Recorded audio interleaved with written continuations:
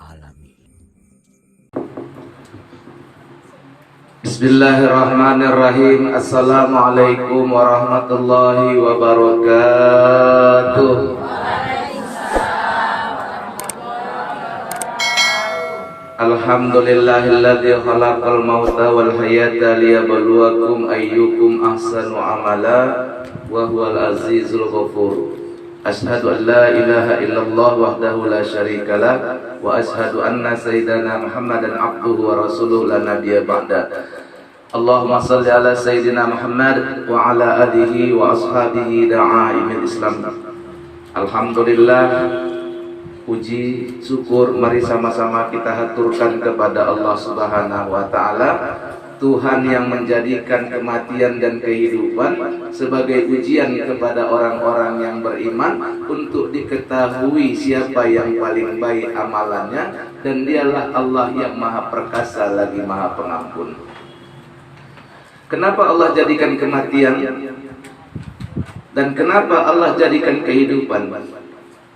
Liyabluwakum ayyukum ahsanu amala, sebagai ujian bagi kamu untuk mengetahui siapa yang paling baik amalannya di antara kamu.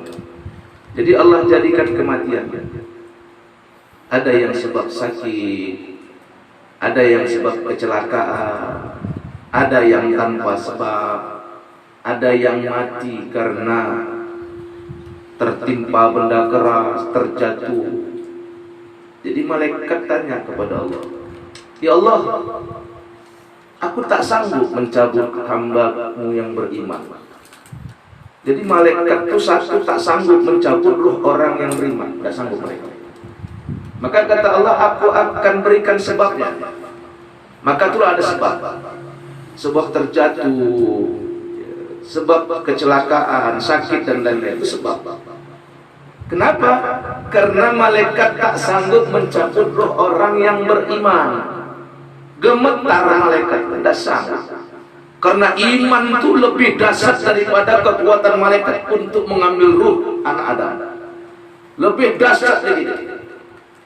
Orang itu kalau berzikir itu goyang waras. Kalau orang itu berzikir kepada Allah, semua makhluk itu takut. Karena orang yang berzikir itu cuma takut kepada Allah, maka makhluk itu akan takut kepada dia. Kalau kita hanya takut kepada Allah, maka makhluk akan takut kepada kita, takut mengganggu kita.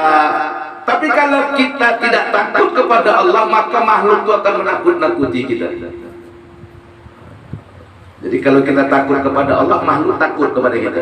Tapi kalau kita tidak takut kepada Allah, maka makhluk akan menakut-nakuti kita. Yang sehat takut sakit, yang kaya takut miskin, yang hidup takut mati. Semuanya jadi penakut, semua jadi menakutkan baginya. Tapi kalau dia orang yang takwa kepada Allah, kalau dia takut kepada Allah, maka yang lain itu takut kepada dia.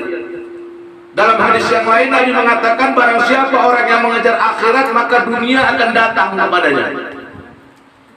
Tapi kalau orang mengejar dunia, maka dunia itu semakin dikejar, semakin bergeser.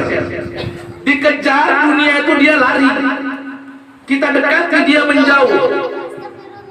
Makanya kalau orang mengejar dunia, biasanya dunianya tak dapat, akhiratnya pun tak dapat.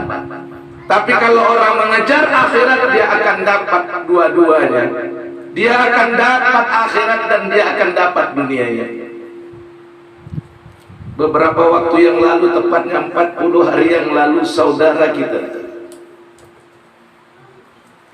imam di rumah ini, seorang suami dari seorang istri, seorang ayah dari beberapa orang anaknya, dipanggil Allah, dipanggil untuk kembali.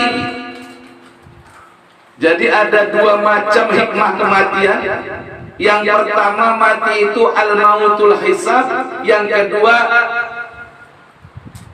al-mautun nasihah. Kematian itu yang pertama hisab, perhitungan bagi yang mati, dihitung amal baiknya, dihitung amal buruknya. Yang kedua, kematian itu nasihat. kepada yang hidup, harus mengambil iktibar yang hidup ini dari kematian itu.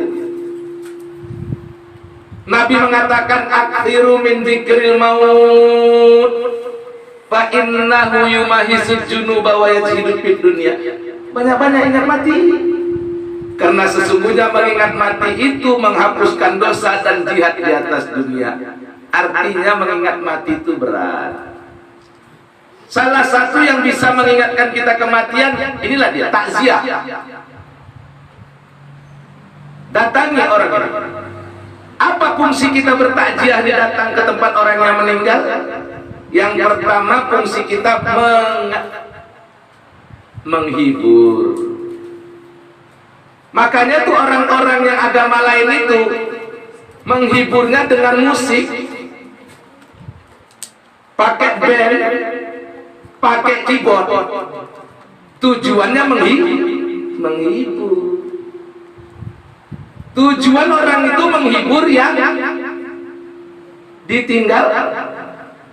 Pernah lihat gak ada orang agama lain kalau ada meninggal pakai musik? Pernah nggak? Pernah. Terus kalian pernah nggak pakai musik waktu ada yang meninggal? Kami kan Islam, Ustaz. Kita enggak. Kita tetap disuruh menghibur, tapi cara menghibur kita tidak pakai musik. Cara menghibur kita adalah dengan membacakan ayat Al-Quran.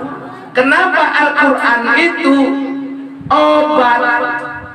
Yang ditinggal kemalangan ini sedih, susah, berlinangan air mata, karena ditinggalkan oleh orang yang dicintai, ditinggalkan oleh orang yang memberikan nafkah, ditinggalkan oleh orang yang menjadi tumpuan. Sedih. Jangankan ditinggalkan oleh orang yang dicintai, kita punya kucing, kucing kita mati, sedih enggak? Sedih. Sedih. Enggak mungkin enggak sedih. Nah, karena mereka bersedih, keluarga yang ditinggalkan bersedih, maka datanglah kita sebagai saudaranya. Innamal mu'minuna ikhwatum fa aslihu baina akhaikum wattaqullah.